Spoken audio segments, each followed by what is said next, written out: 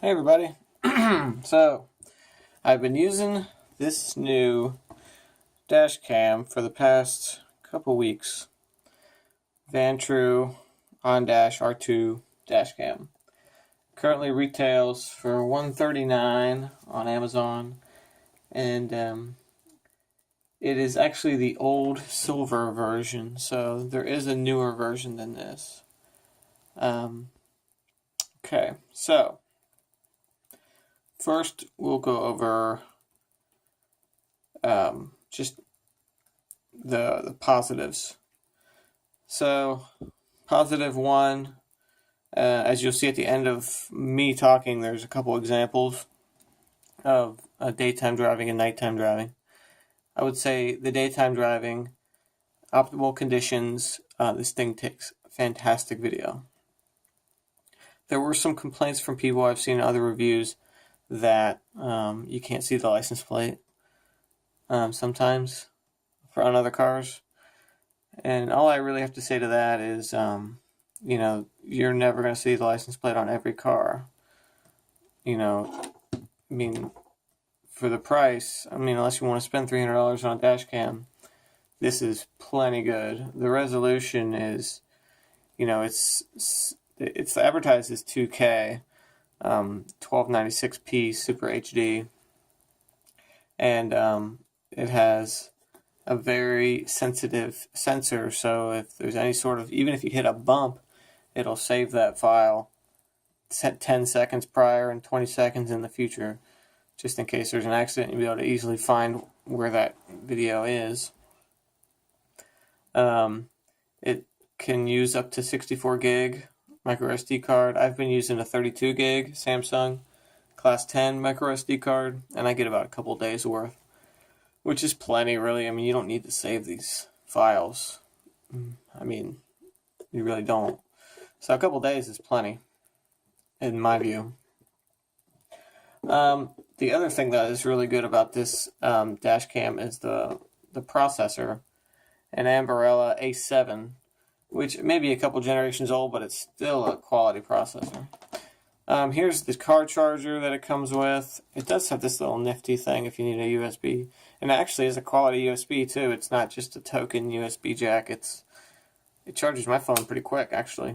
So, no problem with that. It's a very long cord, as you can see. Super long.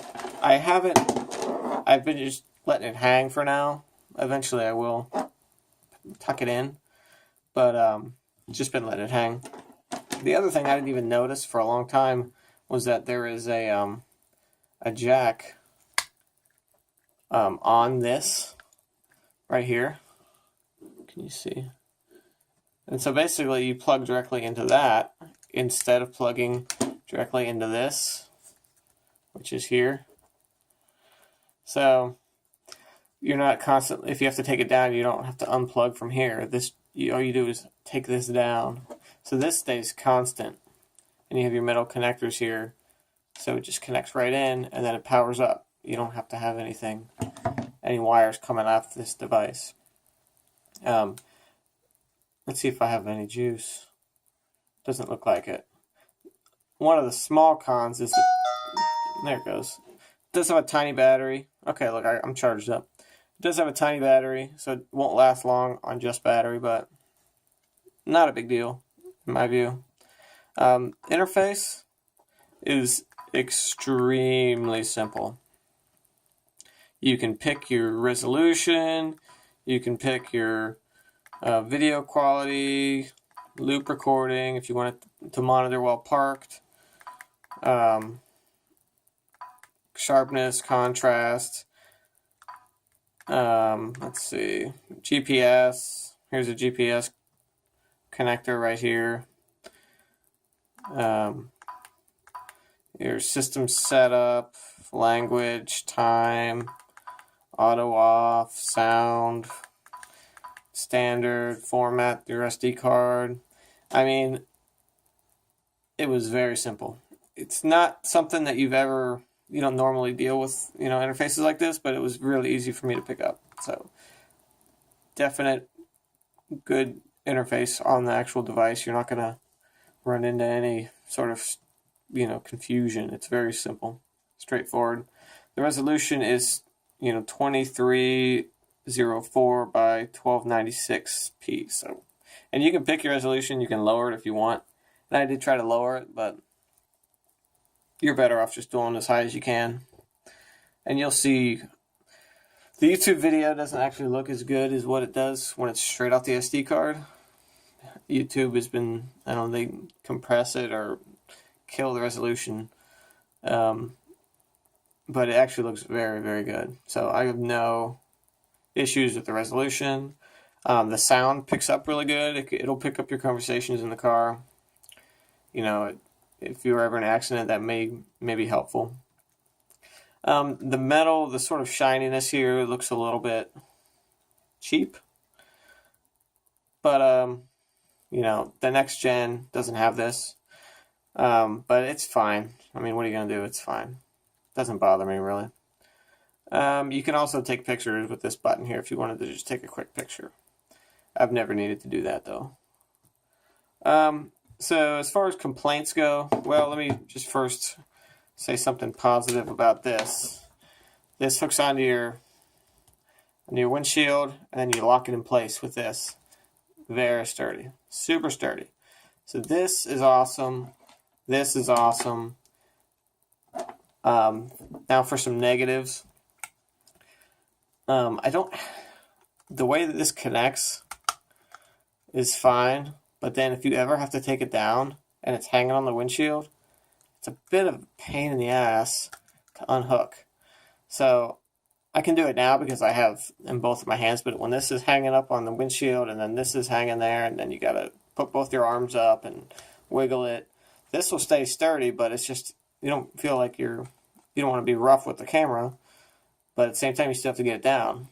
So be cognizant of that. I mean, if you're just going to leave it hanging there forever, it's not an issue at all, but if you do have to take it down every once in a while, it can be a bit of a problem. So you'll see the examples that I have after me talking, but overall impression is good, very good. It's a $140 camera, but it does have the Ambarella processor, which is what you need in a dash cam. You don't want to get one that doesn't have a processor that's advertised, or else you're going to end up with junk.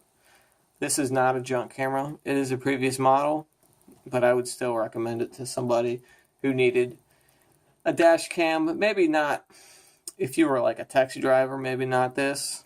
Or you could do it, but I mean, you may want to go more expensive. But if you're like me and you just want to monitor your driving and watch out for people driving crazy and all that, 100%. This will get the job done and do a really good job. Let's see here. The reviews are about 3.5 out of 5 on Amazon. I guess I could agree with that. I would personally give it 4 stars out of 5. Taking away a star only because of this connector. I have no issue with the resolution. I have no issue with functionality. I have no issue with anything. But this connector here kind of annoys the shit out of me. And it's my biggest issue. And that's pretty much all my comments on this. Feel free to ask me any questions. But yeah, I would, I have not gotten the night vision to work, by the way. So the night vision is nothing. Basically all you see is the headlight. And that's another reason why I took that star off, is because, basically at night you have it's best used in the day. And I did not even see a question on here about night vision. So I just don't think it has it. It doesn't say it has it on the box either.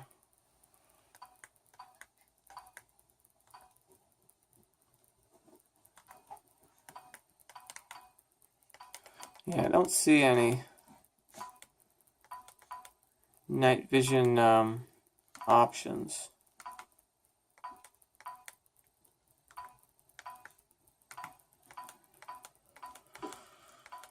Yeah, so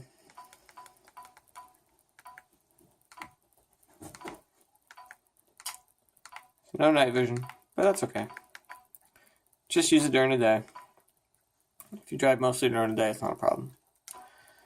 Let me know if you have any questions.